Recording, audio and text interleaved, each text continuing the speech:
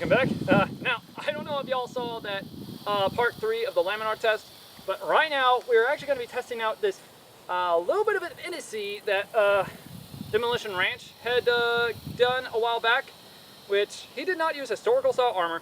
The armor we're going to be using is of the 16 gauge mild steel, and as well with the male, it's going to be the 18 gauge riveted 8mm steel. So this stuff is a little different, and the body armor we're going to be using on it, it's slightly different because, well, how should I put this? The design of the body armor, it's orbed in the form of a historical design like they would have had at the Palavagin Corps. Now this thing is meant to stop arrows and crossbow bolts with the breastplate alone, but what about if it faced off against modern firearms? Now we're going to use technically the same firearms we had used in the last destruction video, so enjoy this one. Shall we get started, y'all? Heck yeah, brother.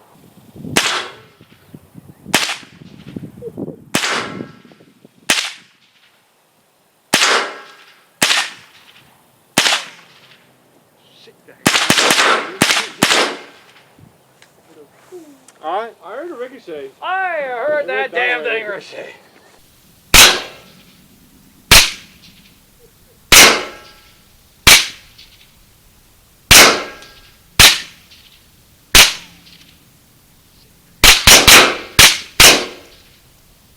Okay, y'all.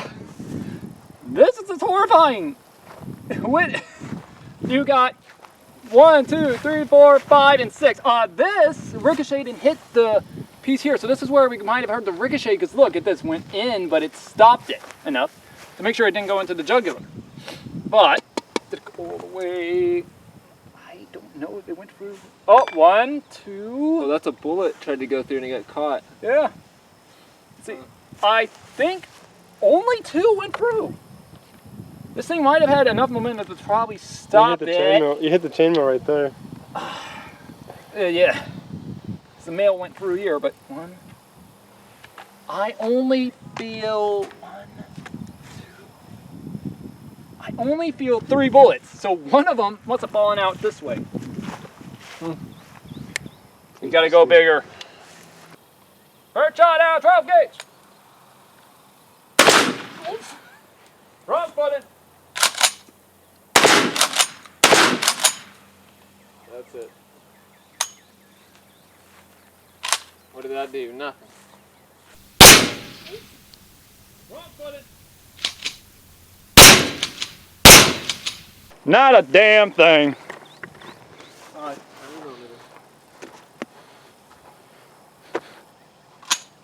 Mild steel of 16 gauge.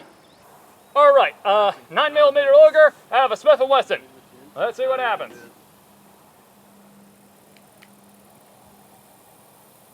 Load it.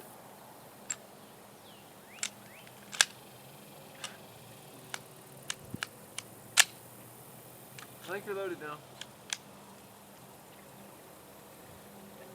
That's a set. Ready to fire. Okay, that was a little weird.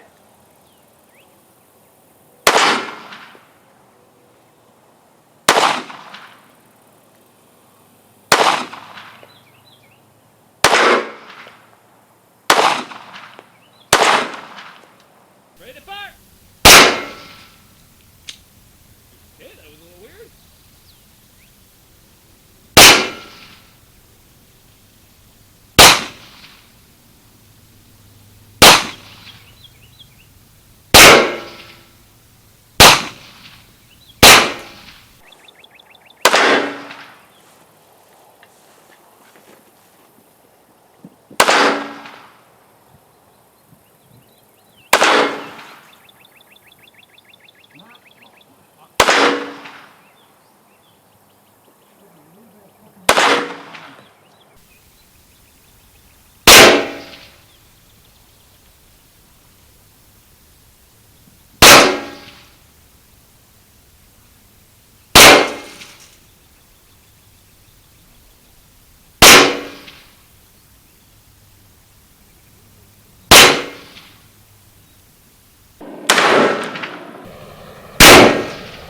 Did it catch some of it? Because it was up against it. Because it was up against it. Yeah. That's pretty cool. It was up Oh, against look it, what so it it caught did. it. That is interesting. That's the slug right there. That's very That's actually, that's a piece of the metal. Yeah. That's the chest piece. Okay, y'all. Now, y'all, look at this.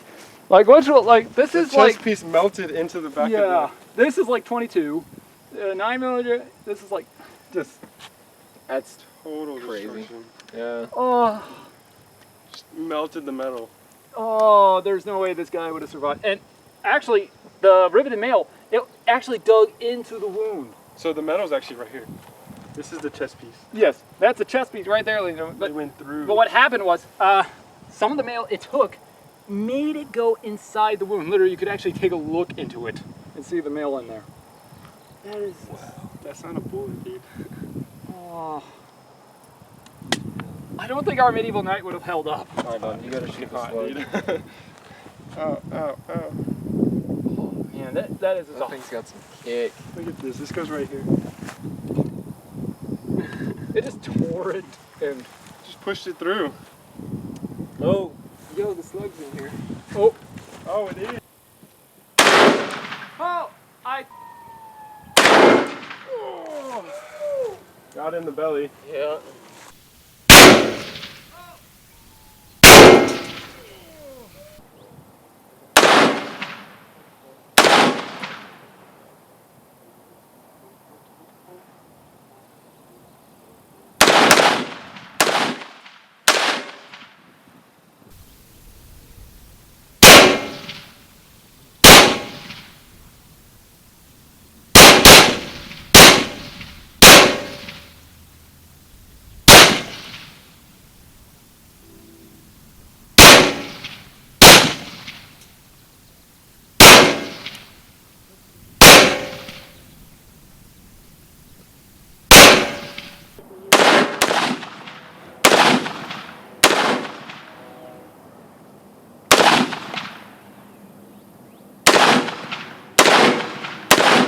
Whoa. Big.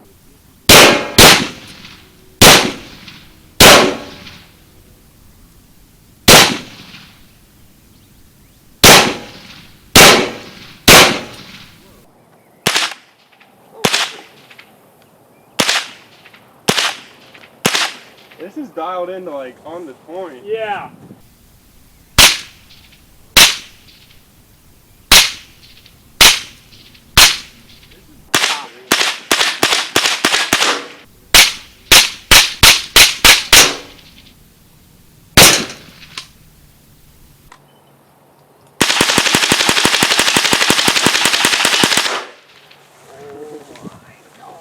Okay, let's get all the guns together. Okay, yeah, that is well. Holy shit, that's slug on the second one. Yeah. Oh fuck. I mean, That slug hits a little different. ready? What? 3, 2, 1.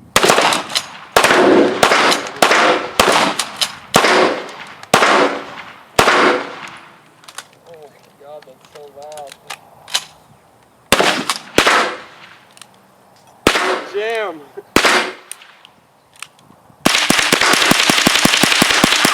Lead. Hey, shut up. Alright, y'all, now wasn't that actually fun? Now, I have to put this out here, y'all, before anybody starts saying, Templar, this proves that Firearms defeated, not exactly, because the metal we used was of 16 gauge steel, and this was mild. It wasn't hardened like medieval knights armor would have been. And two was the fact that pretty much the fact we were using modern firearms, comparing that to the same type of bullets that were fired back then. And in fact, black powder is slightly weaker than, modern gunpowder, which modern gunpowder, or smokeless powder as it's also known as, is actually known to be, well, smokeless, while black powder on the end is smoke-filled. Meaning it's not a very good comparison when it comes to historical firearms, but you see my point. But the thing is, though, historically, there have been many armor reconstructioners, or whatever you want to put it as, have reconstructed historical plate armor, and such have actually done mostly their best job at trying to, well, create a certain type of armor. Now, I do have to put this out here. There is a slight problem with the remaining part of that video. We did not exactly have the secondary camera get the full-on shooting, sadly, because apparently the battery died out. So, yeah. But at least we got most of it. Now, I want to put this out here, y'all. The historical type of form in which most gunpowder would have been, it would be extremely different compared to what we use today. Still, though, it's kind of awesome to know that how different plate armor might have been. Now, pretty much, though, the 16 gauge mild steel, that type of steel would actually be normally used by men-at-arms, or in this case, you could call it an enlisted soldier, comparing that to the common warrior at the time, which would be an medieval serf. Now, 16 gauge steel would, or mild steel especially, would normally be used by that, like, mercenaries or man-at-arms, or you know what a man-at-arms is. They're kind of the soldier underneath the knight. In other words, they're not exactly knight-worthy, but they are paid enough to actually be somewhat of, I guess you could say, middle class. So, yeah. But yeah, we did a full barrage on the plate armor at the very end, which, as y'all saw, with the main camera, and we just turned this thing into Swiss cheese. Because, yeah, because pretty much the birdshot did nothing. But our actually we put at least 4 slugs, 1, 2, and 3, and 4, and the internal points, what the slug did, it just folded most of this. So, yeah, and most of this was from either the 5.56 or the 22 caliber, which I think this is actually mostly 22. Because these bigger rounds, like this, is 5.56. This is more, actually, these ones have this tumble effect, or like 1, 2, and such, or 3. These are mostly like 22. However, these little ones like this, that which just go right through, this is nothing more than 5.56. So, yeah. However, I don't know which one of these, but apparently one of them deflected off and such, so that's actually kind of impressive. I think that might have been 22, I don't know. But, yeah, our V-shaped guard, it is barely clean on and such, so, yeah. Now, many of you might wonder, what Templar, what about the male? Well, here is our target, and male as this keeps falling off. And look at this. This is just the main hole that we got out of this. It just left a massive hole in the center. Like, literally, I could just poke my finger right through and such. But we also got pieces of lead and such, or pieces of the breastplate, especially, apparently still attached to the male, which, this stuff is just clinging. Like, I'm getting still pieces of foam that keep falling off from our target. The male actually did stop some of the rounds, sponged them, I guess, because most of the bullets did not go out. Now, the slugs, on the other hand, they did. Yeah, this is just a massive slug wound, and literally, I can, which we're going to take this off to see what it did. But yeah, the male is just shot to hell, so maybe I should take this off and show y'all, especially. That way y'all see what this thing did. Okay, this took a while to get off, but finally, yeah! This, which most of our bullets that went in did not actually go out. So in other words, we probably still got bullets in our target. But this is just a massive wound all over here. This is just horrifying. Because just imagine if you were this guy, it was not a good day. Now that's a massive hole, as y'all can see in this guy.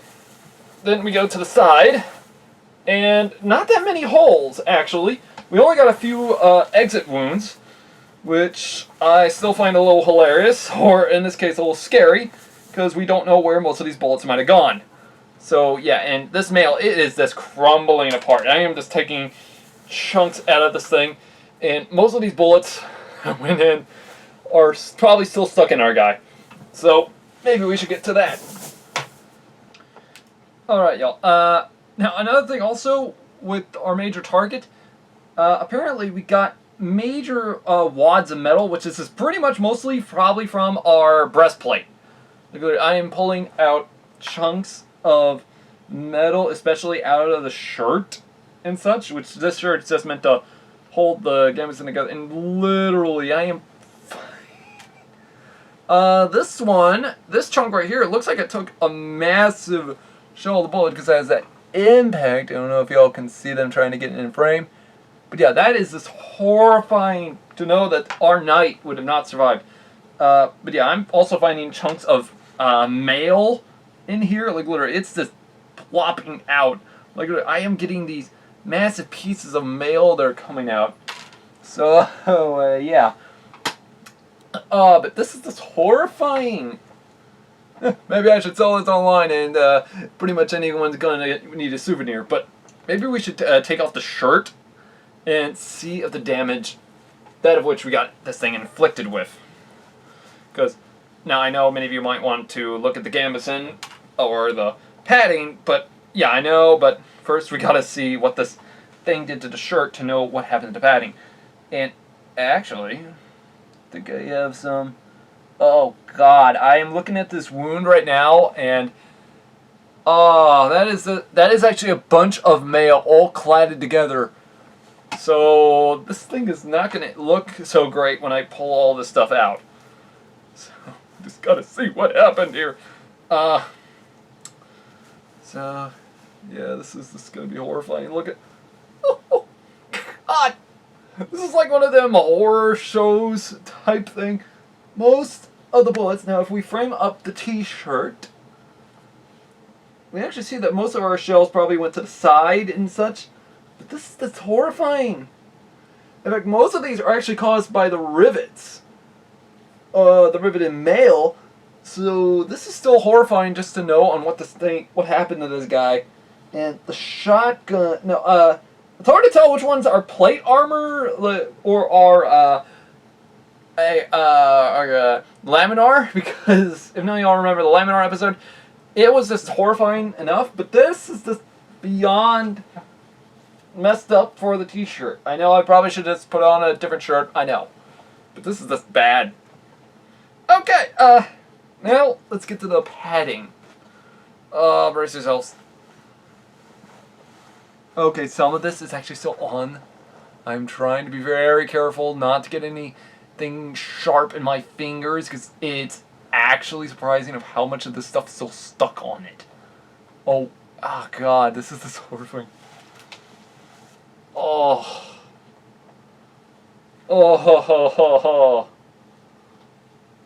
God, it's even worse inside. I'm trying to make sure none of this foam and such falls off, because I think it might have been impacted in. I'm not kidding, it looks like it was impacted entirely.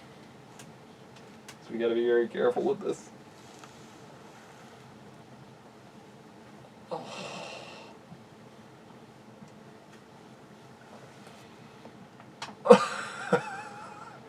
I mean, there is so much shrapnel from the human body in this, or the foam body or whatever, that it's not even funny anymore. This guy's just purely dead beyond measure. I am just finding bullet wounds, and they're just going especially through, and especially in this area where we got most of our target. Now, what about the main target? Oh, it can still be used, but this is just horrifying. I mean, I don't even know if there's any rounds in this thing, but man, if there are, most of them probably are 22 that might have gotten stuck in here. I don't know, but the target is obliterated from the inside out, because I am getting chunks of foam falling out. So this is like, yeah, I know, it's going to be a mess to clean up. So we did some devastation. But yeah, this thing did do its job, and I am finding some carbon scoring. If you don't know what carbon scoring is, it's that type of friction in which if a round goes extremely fast through something, it will cause a carbon scorch, which is mostly only in fabric or something like foam. And one of them, actually like 2 or 3 of them, I think are from the slug. Like literally, I get this little carbon black scoring from this big wound that I can stick my index finger in. Like, because that is just horrifying. Now, so far, I think I might need a metal detector just to see if any bullets are still in this thing, because they might actually be in this thing still. So, yeah, this is just horrifying. But the only major wound in this guy is this big one here. I think this is where we got him first with a shotgun slug. I don't know, but most of them I think we just got around his belly, which I am sticking my finger deep inside him. I know, this is not looking so well.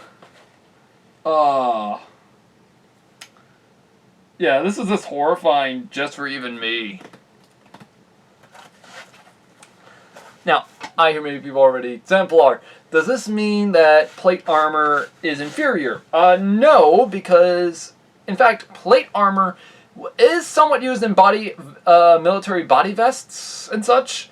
So what we have to understand is the fact it depends on the gauge of steel. And the fact is we weren't wearing Kevlar with our plate armor. So that's actually a good example that this would not work in historical medieval times.